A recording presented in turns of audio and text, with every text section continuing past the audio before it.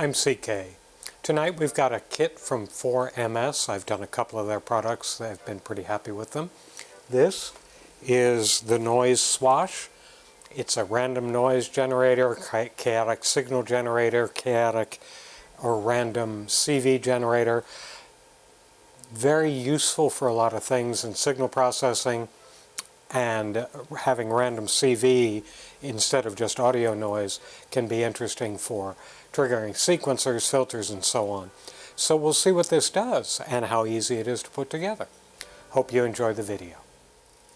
The box, let's peel the label back. Let's try to peel the label back. Let's say, where's my X-Acto knife blade? Where is my X-Acto knife blade? I just used it.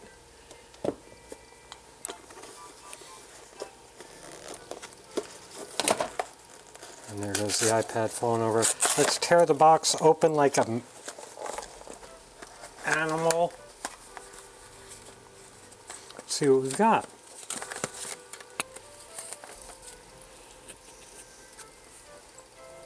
Okay. Picture of the circuit board. Picture of assembly. Good. And it's also online.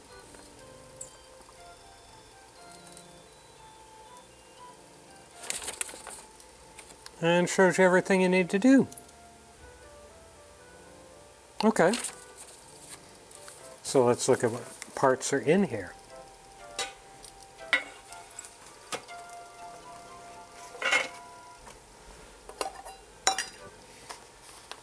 Power cable, that's great.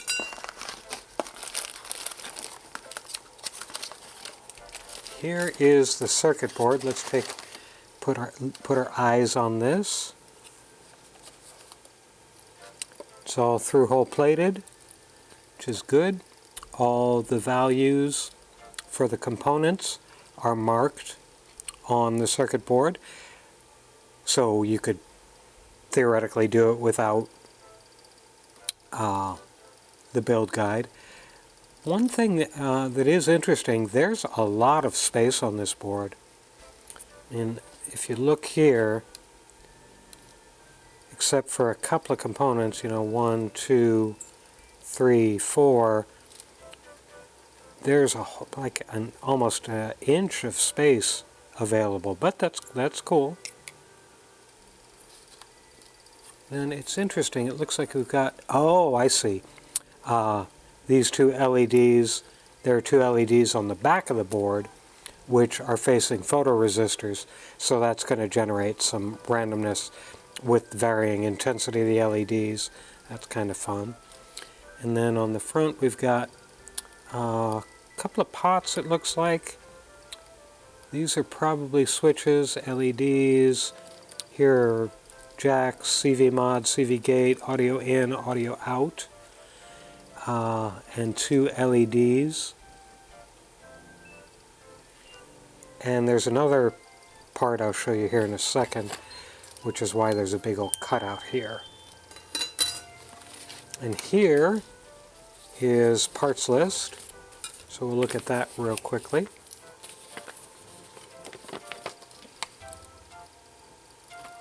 Just one handwritten correction.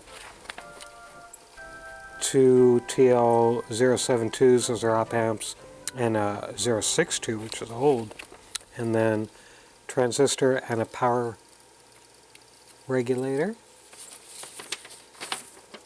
No detent pots, and then a 10-turn pot. I'll show you that in a second, and the front panel. So that's all real good. And here are the electronic components. The only thing I don't like about what 4MS does is they tend to use a bit more. Oh, that's not too bad. I thought they had a whole bunch of plastic bags. They don't. They've just got the photoresistors in two separate bags, but they're the same part number. Oh, I see. He got these from Adafruit.com. And so this is straight from Adafruit. That's Adafruit's packaging, not 4MS's packaging. And we've got capacitors stuck where they shouldn't ought to be. So we've got white LEDs, they'll be on the back to feed the photoresistors, LEDs, red LEDs, and a green-yellow LED.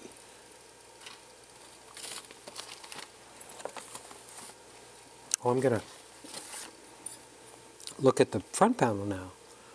So we've got low, swash, tone, noise gate, and gate, G-A-I-T, meaning speed or rhythm. Pre-switch, post-switch, self-oscillation. Mood, swash, in and out. That's a fun little front panel. It's good. It's aluminum. Now we'll dump out all the rest of these parts. See what we got. Make sure we've got everything out, and we do. ICs and their sockets. Eurorack power connector. Some screws. It's interesting to have screws in with electronic components. These look like, these are like quarter-watt resistors. They're tiny. Some good electrolytics. The voltage regulator. That's pretty chunky for eurorack. Pretty big, I mean. I'm sorry, I didn't. Chunky is slang. Now we'll go into this bag of the mechanical parts to show you what's we were talking about in terms of an unusual part. So here's a standard potentiometer. Here's what they have. They have this is a 10-turner. It will rotate 10 times. There, that's the stop. 1, 2, 3, 4, 5, 6, 7, 8, 9, 10. That's a full 10 turns of resistance variance you can get out of this, which is pretty neat.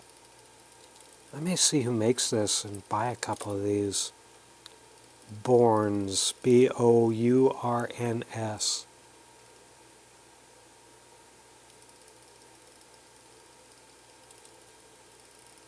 It's a good part. And typical switches, they're good.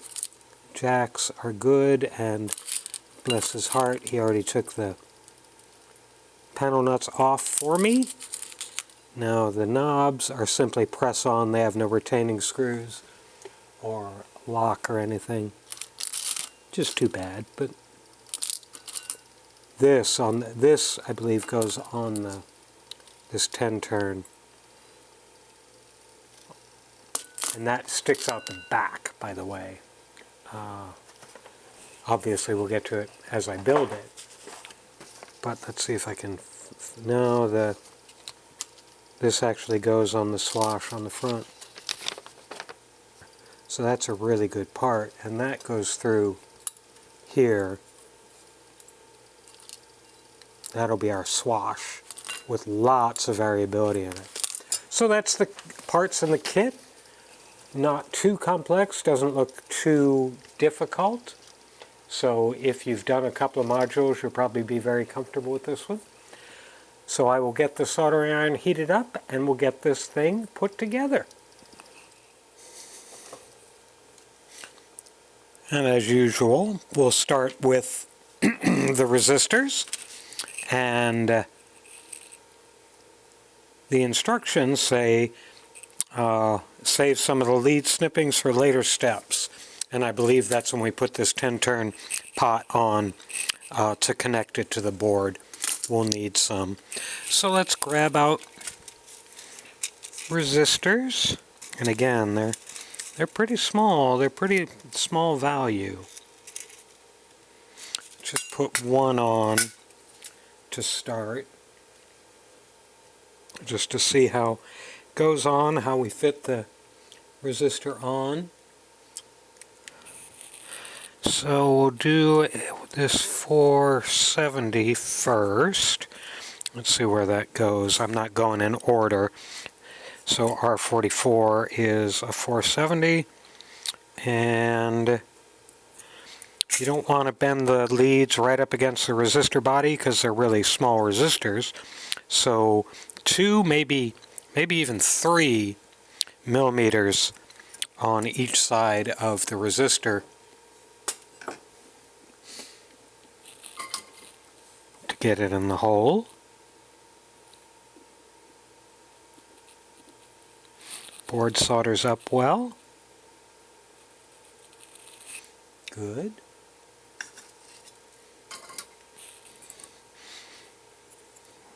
And the solder wicks through the holes well, as it should. So let me clip off a couple of, save these leads while I'm thinking about it, even though I will say if I need spare resistor leads, all I have to do is look on the floor under my feet, because I haven't vacuumed the floor in about 3 days, so resistor leads tend to pile up on the floor as they go spronging off the side of my side cutters and not quite hit the garbage can. I try, but sometimes it just doesn't work. So what I'm going to do is sort these all out into individual piles, and I'm going to turn off the cameras while I do that. You don't need to see me sorting resistors. Okay, we've got them all sorted out. Now we'll put them on the board. We'll start with the 1 meg, and as is typical on my channel, there's not much to say about resistors other than what we've already said.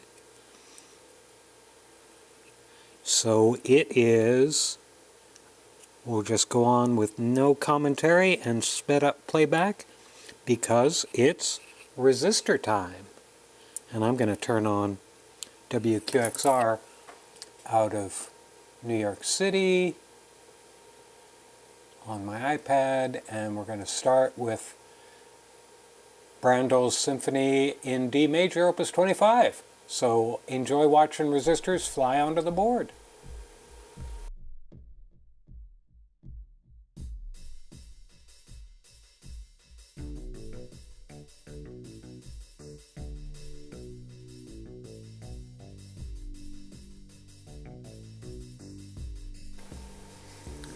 So that's the end of resistor time for today. And interesting thing, I had 4 spare resistors, and as you can see right here, this one's a different color and it's larger because it's a resistor that was missing, so I had to go to my bench stock and grab some. I don't have any quarter watt resistors, so that's a half watt. Doesn't matter, of course, resistance wise, it's just power, but I never use quarter watt resistors. Now we'll put the diodes in. Put the power protection diodes in first, and of course, if you're wondering where the larger black diodes go ever and you're putting something together, always look near the power connector, because they are there to protect everything from reverse polarity if you plug the connector in wrong. Now we'll do the 914s.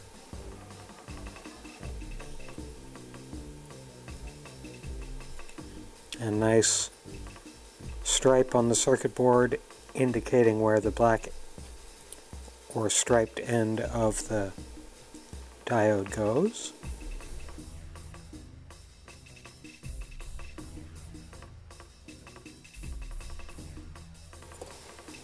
That's those fellas.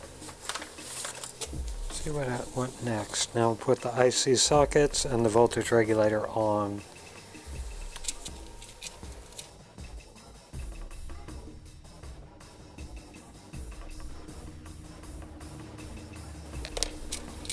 Now the big old voltage regulator, and it'll go right here. There's no hole in the board for the retaining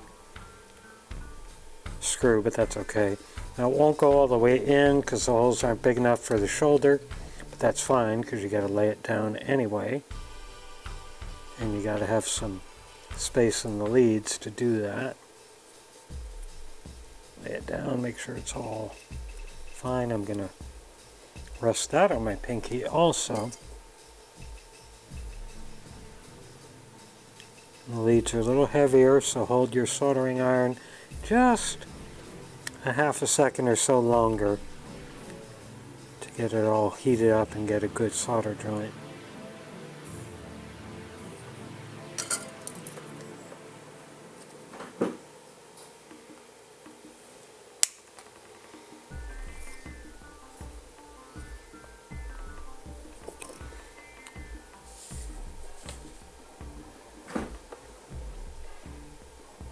Oh, and now we'll do the power connector too. I didn't see that. Where did I put it? There it is. And since it's not a shielded power connector, you're not looking to orient it a particular way. You will just have to be careful when you actually plug your power cable in, that the red stripe is towards the stripe side on that's marked on the board.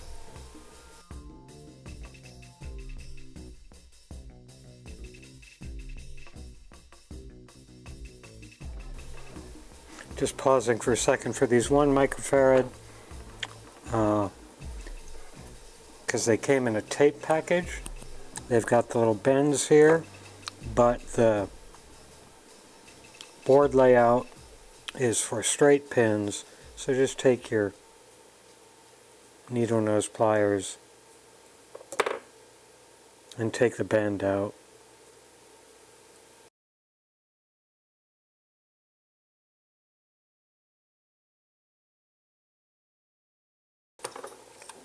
So that's all the electrolytics and disc caps on.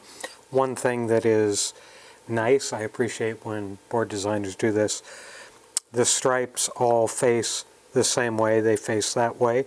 So at a glance you can make sure that your polarity is all right on all your caps. Now the only thing left that I can see are the LEDs and the photocells, and they'll be a little bit fun. So what we're going to do, and I've done this on another board, I think it was the Bunker Archaeology board. So we're going to put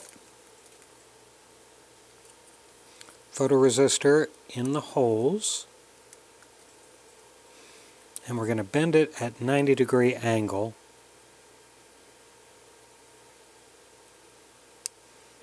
Because it's going to face the LED.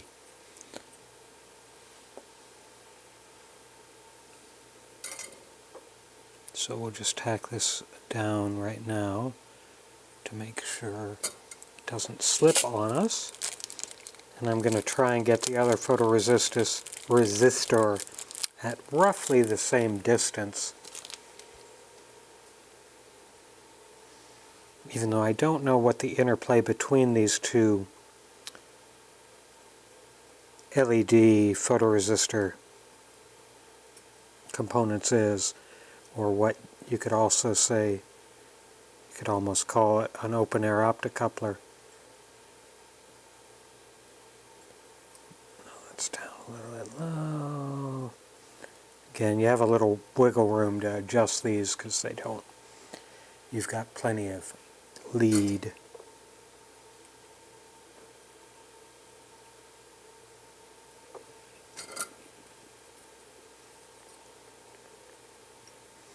So I want to bend them so they're at 90 degrees and roughly flat. So little, where's my screwdriver? I can adjust this a little bit. Push this one down there. So that's the way it looks, kind of.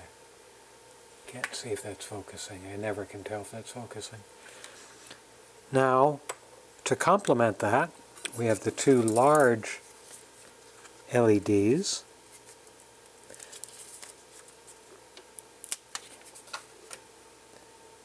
And don't distract yourself with the fact that you got to bend them over. Make sure you got the polarity right. Because if you're thinking about bending them, because it's a new thing, and you forget to also get the polarity right because you're distracted, well, that will make you sad. Because you won't get some of the noise this thing generates.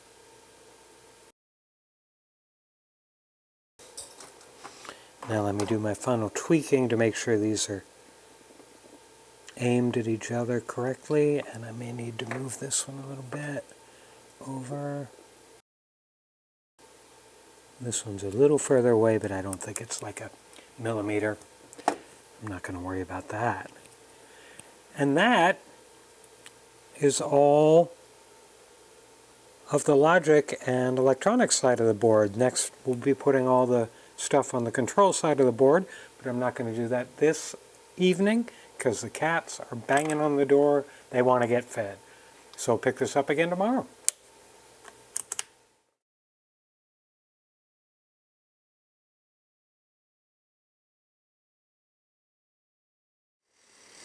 Okay, what does he say here? So first thing, he'd like the 10-turn pot to go on the board, on the panel.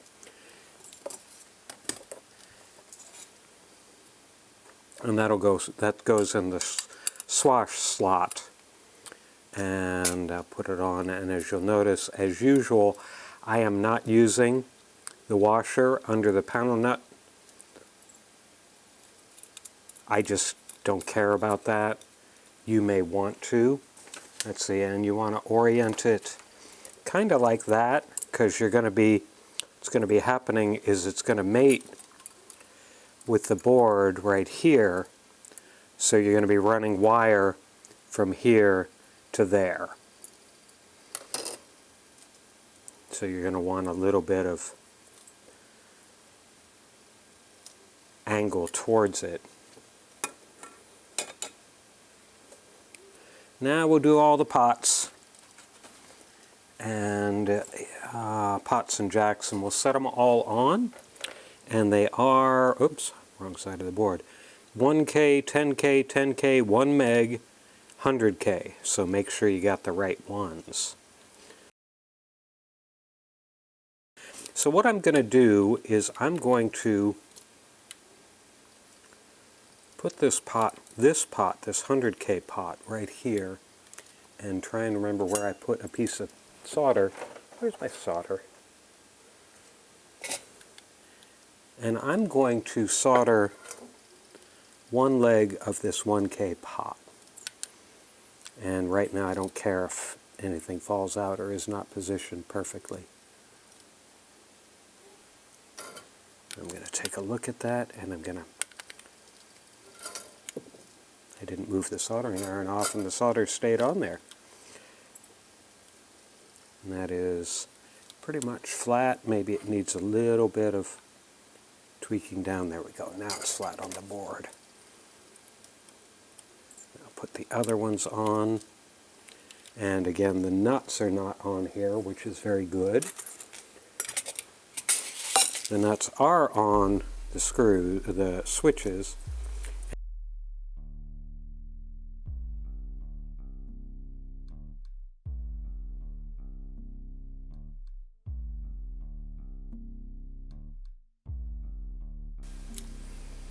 Okay, now we're going to take the board, the front panel, put it on here.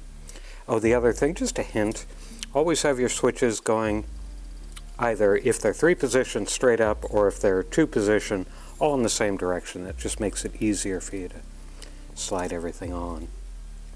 Now we're going to get this to go on. Okay, now as you'll recall, I soldered the pin on the volume pot, so I can go ahead and bring that down. Just finger tight for right now, and that keeps everything together. Nothing's going to hop out of the way while I'm soldering the backs. So I'm going to solder all the pots up, first, then we'll come back, and pots and jacks, then we'll come back and do the LEDs. I'm not going to do those yet because I want to make sure they go through the holes correctly. So, soldering all these connections.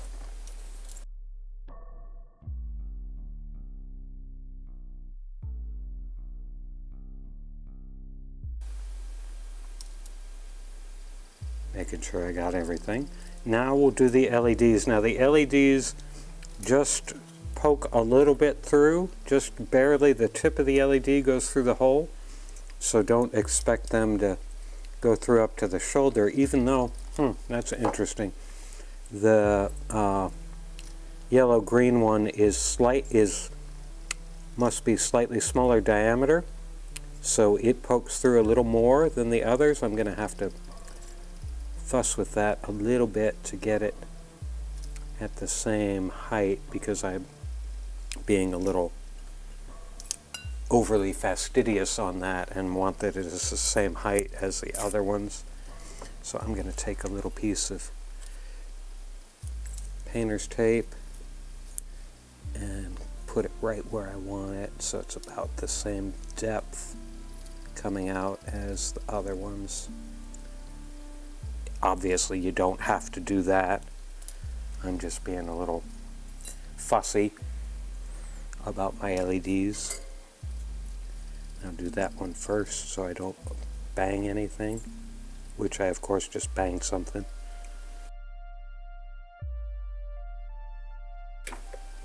So this will be a little bit tricky if you haven't done this kind of thing before. So we're going to run a wire from here to these two holes. It doesn't matter which hole, because resistance is not polarized. So I'm going to spin this around again and get my wires on that way, and then drop them through when I'm done.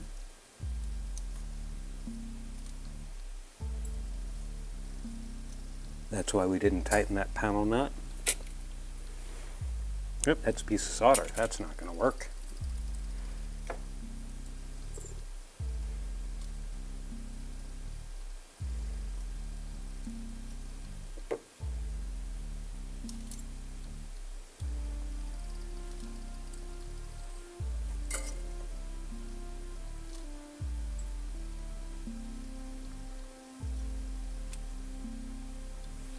Those are good. Now I'm going to get my bendy pliers. You don't need these, this is just a luxury, but I like them. Now of course when you do this, you certainly want to make sure that these wires do not contact each other, because then you'll have no resistance, and that would defeat the whole purpose, wouldn't it? So I'm going to bring it up a little bit and weave it through that hole, and take the other one, do the same thing. Can you see that? Yeah, you can see that good. The other thing you're going to have to check, and I will check, is to make sure that the wire you push through the hole is not contacting anything else. I mean, you could even theoretically make the wire long enough that it might hit the front panel, and that would be bad. So just double check that your leads are not contacting anything, contacting each other, or anything on the other side of the board. I think that's good. Yeah, that's good. I can see solder flow through the hole to the other side, so it's good. Okay. Now along the way, he wanted all the panel nuts to go on before soldering. I generally don't do that. You may want to. And now I'll spin all the panel nuts down. And I'll speed the playback up on this because this is boring to watch. It's fun to do, but boring to watch.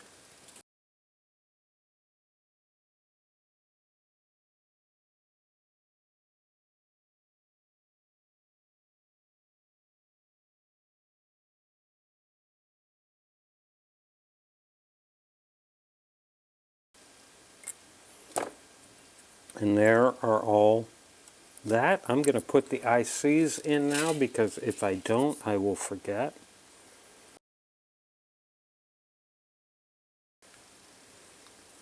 Now I'm going to put the knobs on. The power cord, where did I put that? There it is. And clearly indicating that the negative 12 volt stripe is on this end. And there it is.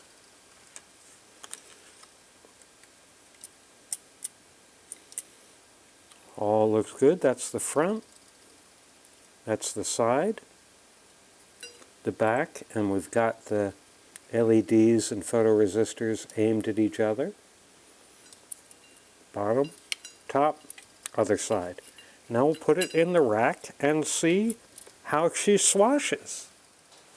Let's turn it on and see if anything blows up. I've got the amp down because, of course, this is a noise generator. So as soon as I power it up, it probably is making noise. And I've got the user's manual. It's a very simple user's manual. Let's see if it's making noise. Turn the volume up. I am not hearing anything, and I am not seeing any LEDs lit up. Because, once again, I unplugged the power cord in. You got to plug the power in for it to make noise. That's part of the plan. Always part of the plan is to plug it in.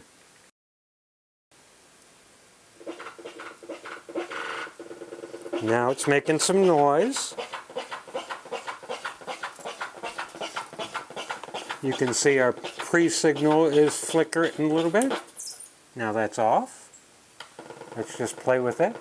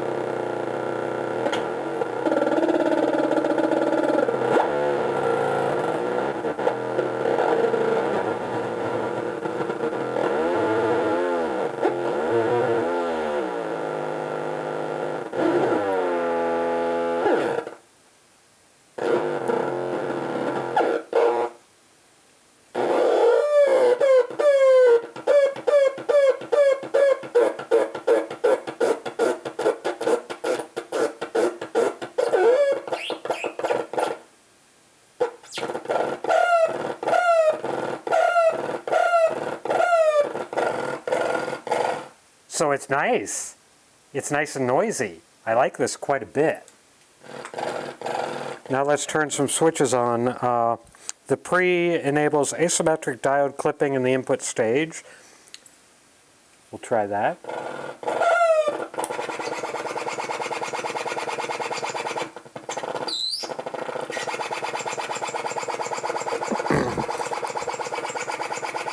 Post does the same thing in the output.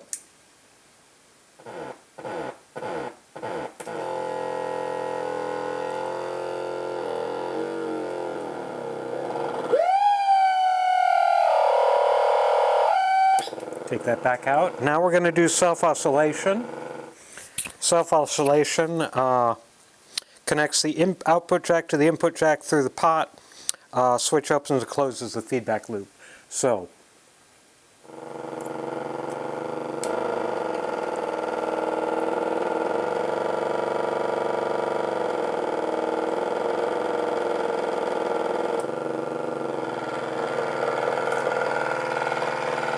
of course it doesn't do anything because I don't have, well, it should do something, but it's not, so, but I'm not worried about that.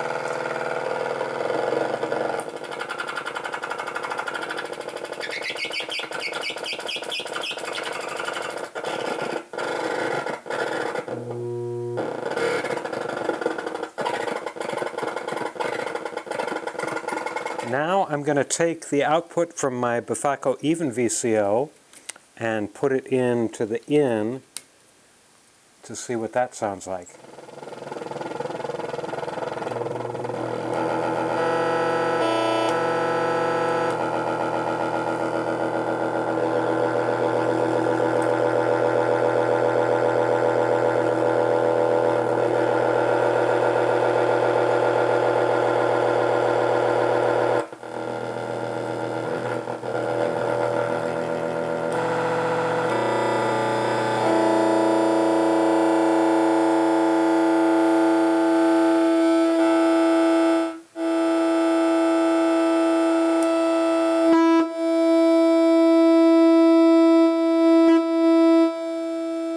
Now with the self-os down and the self-os all the way clockwise, that's directly the input without having any effect on it. Well, no, that's not quite true, is it? Huh. That's what it says. And volume down, but that doesn't make any sense.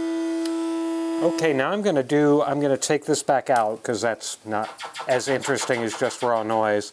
I'm going to take the LFO that I've got right here and plug it into Swash and see what we get here. I don't know whether I'll turn the CV amount all the way up.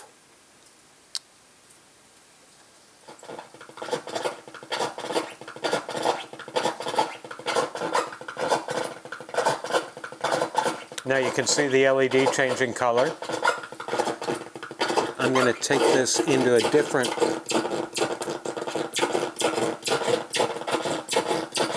slow it down a little bit.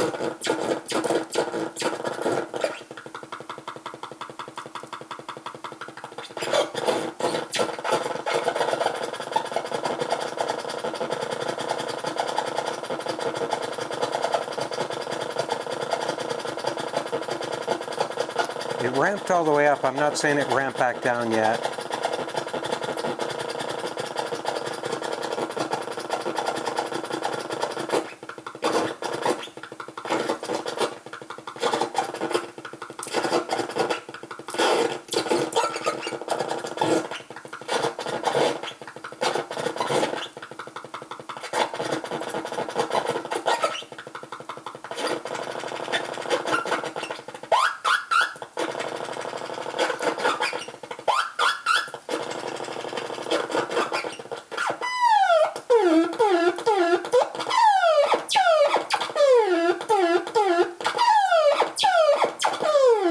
Okay, I'm going to do one other thing with the Swash before I move on to the mood. I'm going to trigger the, I'm going to see if I do Swash as gate from my sequencer, if that does anything interesting. Let me turn this back up. Now I'll turn the sequencer on.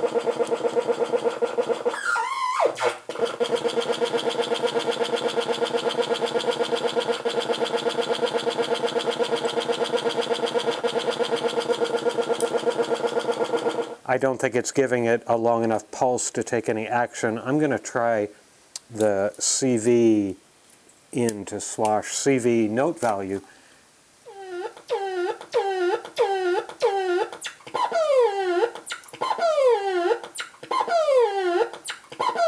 That's pretty neat.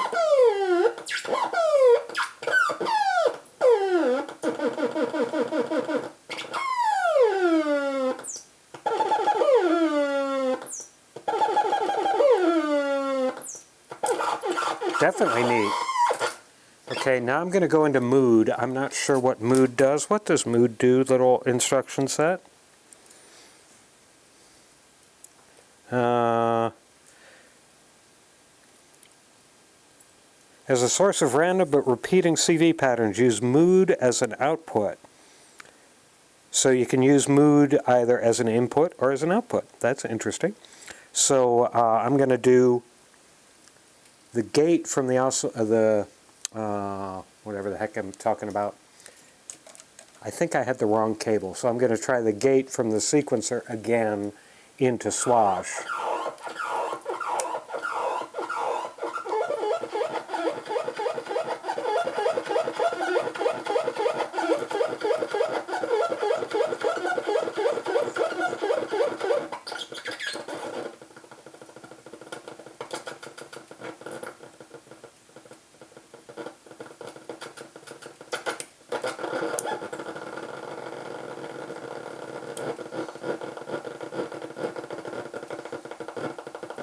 So that's interesting. Now I'm going to take the LFO into mood. Let me get a better sound up again.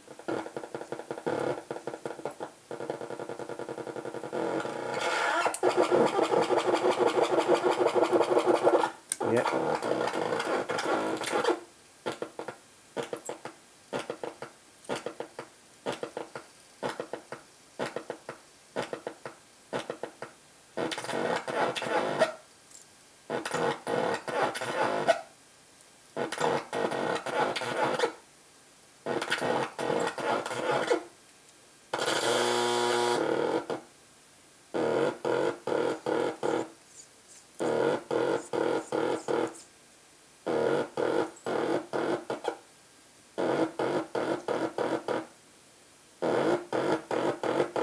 Take that back out.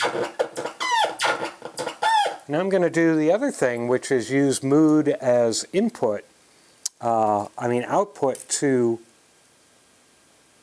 something, and I'm going to run it into the even VCO here. Let me make sure that's turned down. I'm going to take the output of the even VCO, which sounds like this right now. Let me turn it up an octave.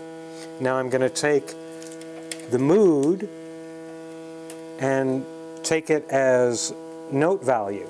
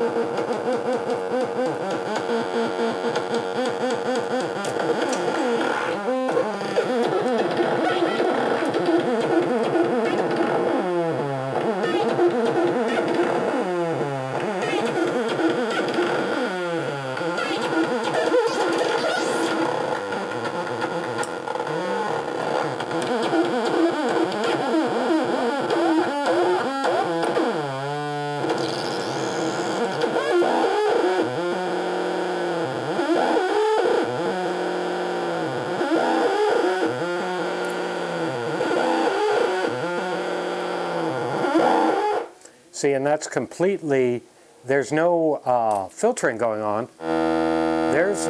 That's the oscillator, and all I'm doing is sending this random CV value to note.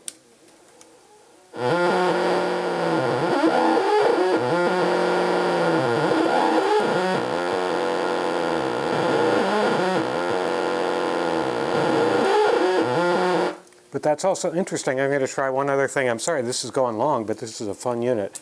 I'm going to take the mood output and put it into the modulation on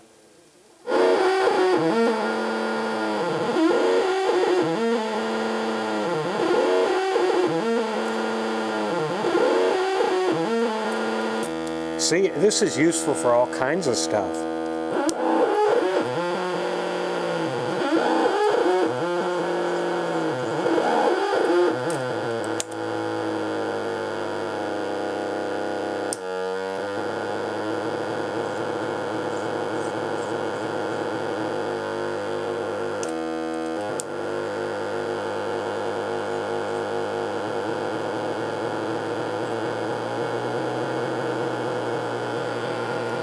Okay, so as you can see, this thing has a lot of functionality for what, it's not just a noise generator.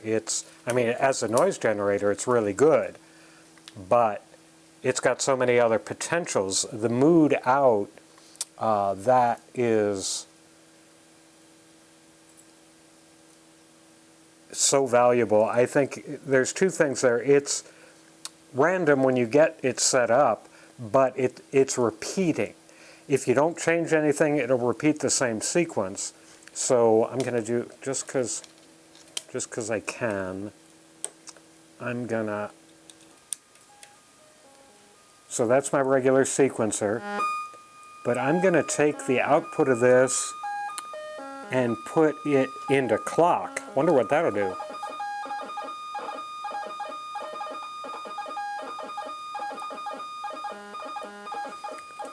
So that pulses my sequencer timing. That's pretty neat. And expand. Okay, no, that's not working. Okay, did I confuse my sequencer? I think I might have confused my sequencer. Clock is not operating right now. I hope I didn't break it. I don't think I did.